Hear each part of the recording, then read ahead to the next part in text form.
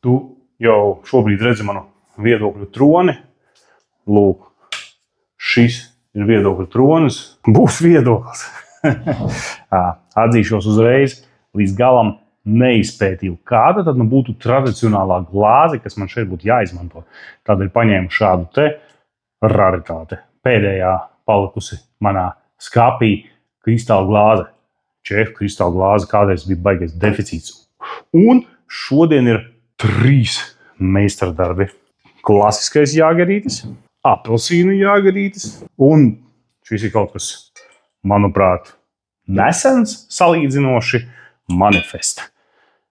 Manifestēsim tuvāk pie beigām, bet sāksim ar klasisko jāgari un pieļauju domu, ka tu esi viņu dzēris jau un to garšu zini gandrīz no galvas, vai ne? Kā labāk viņu dzert ir stipri atdzesētu, vēlams no saldētavas. Nu ko, ķeramies klāt. Tātad klasiskais Jāgameistara. Vācu augu. Tātad balzāms, liķieris no 56 dažādām saknēm, miziņām, ziediņiem, lapiņām. Tāds pamatīgs izvilkums no tabas. Nu, nedrīkst teikt, ka veselīgs un arī nav, bet pieļauju domu, ka tas netraucēs mums izbaudīt garšu. Un atceramies, mērenās davās, nāvējoši nav nekās.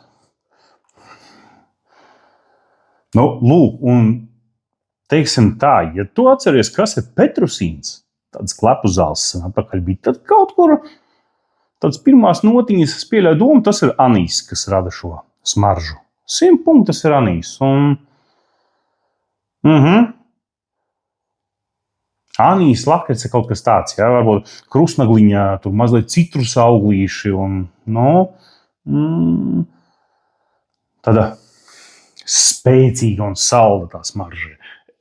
Es zinu, ka tu pazīsti šo aromātu un jau zini viņu no galvas, bet tāpat tas neliedz man to vēlreiz tev izstāstīt.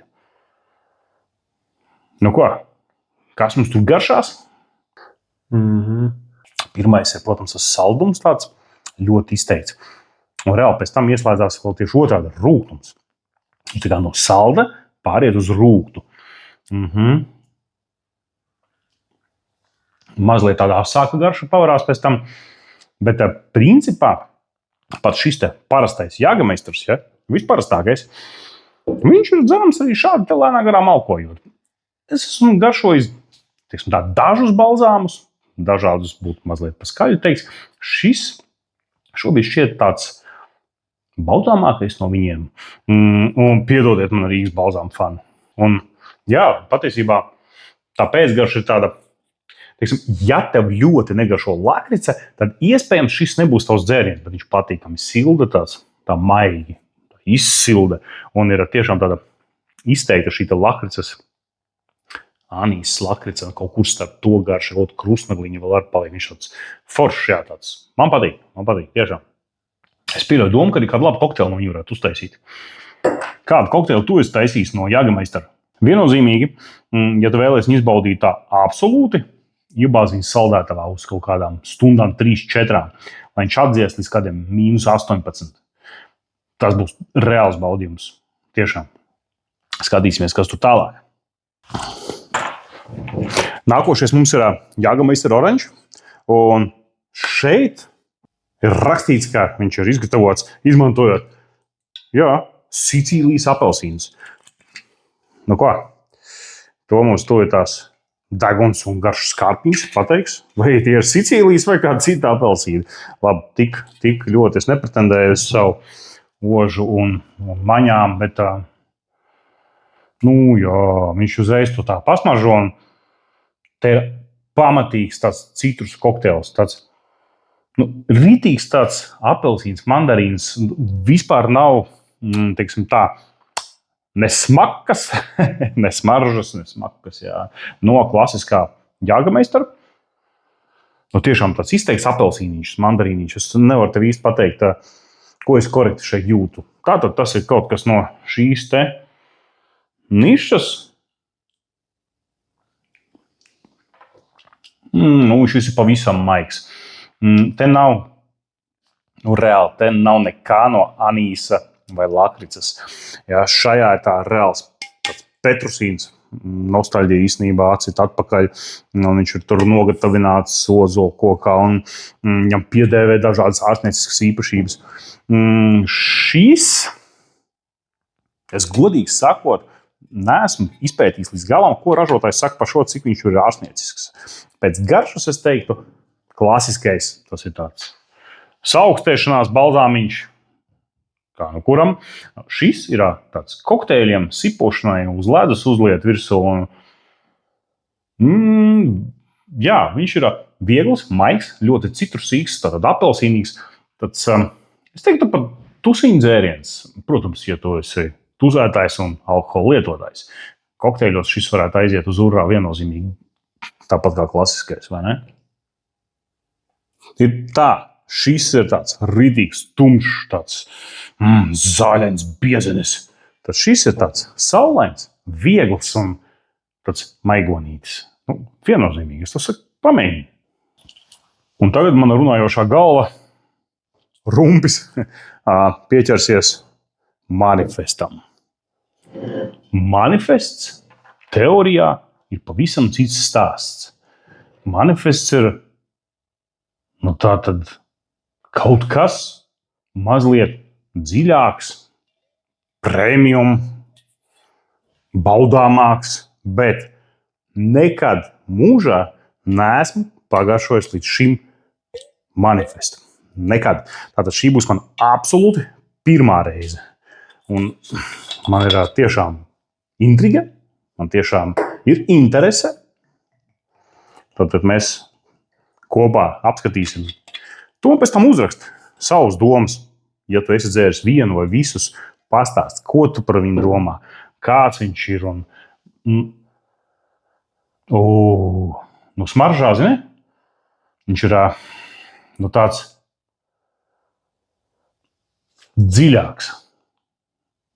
Ja klasiskais ir vienkāršs oranžs, tad šis ir tāds dziļš un izteikts. Tāds, sauksim to par intelektuālu smaržu starp jāgeriem.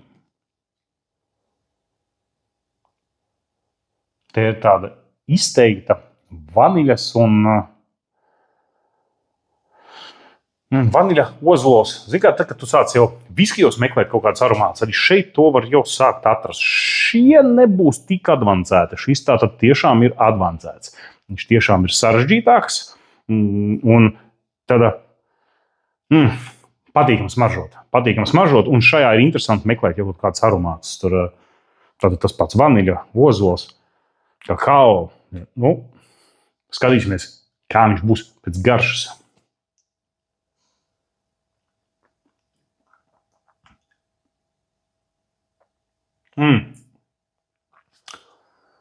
Viņam ir ļoti izteikta, zini, kāda garša? Nē, pazuda. Tātad pārņēma vaniļa. Viņam ir saldas lakricas un vaniļas krustojums tāds absolūts. Un beigās jūtu tādu mazliet pipariņu, mazliet tāda kā karamelīte, kaut kādas ozolu pēcgaršas un tam līdzīgi. Tātad šeit var sākt meklēt garšas.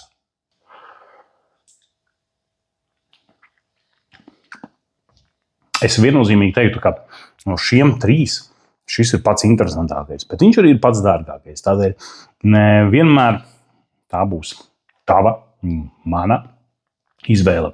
Negribētu teikt ikdienai, teiksim tā, biežākai patērēšanai, lietošanai. Ja. Šis, protams, ir klasika, to mēs visi zinām. Ir dažādi kokteļi ar viņu dzerti. Atkārtoju vēlreiz pastāst man savus mīļākos kokteļus ar klasisko jagerīti. Savukārt runājot par oranžu. Es noteikti uztaisīšu vēl vienu video, kurā parādīšu, kādas kokteļus var uztaisīt no oranža. Noteikti. Pieļauju domu, ka tas notiks pavisam drīz. Un manifests, viņš ir baudāms pat tīrā veidā. Viņš tiešām ir foršs, viņš tiešām ir baudāms. Šis ir dzerams kā zāles. Bet galvens jautājums. Šis ir kokteilīšos, labi, tīrā veidā pasipot, pamalkot latviski, tā teikt. Šis ir tiešām baudāms, lūk, šāds te, kāds viņš ir, meklējot viņā garšas nianses, meklējot viņā aromātus. Un, jā, viņš arī ir tāds, kāpēc viņš ir dzidraks. Ja. Šis ir ļoti tāds glāzēji. Viņš ir tāds viskos ļoti.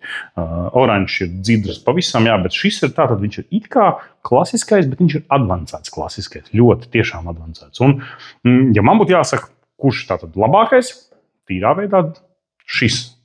Kokteļos šis. Zelta tāds vidusceļš optimizēts priekš visu kaut kā.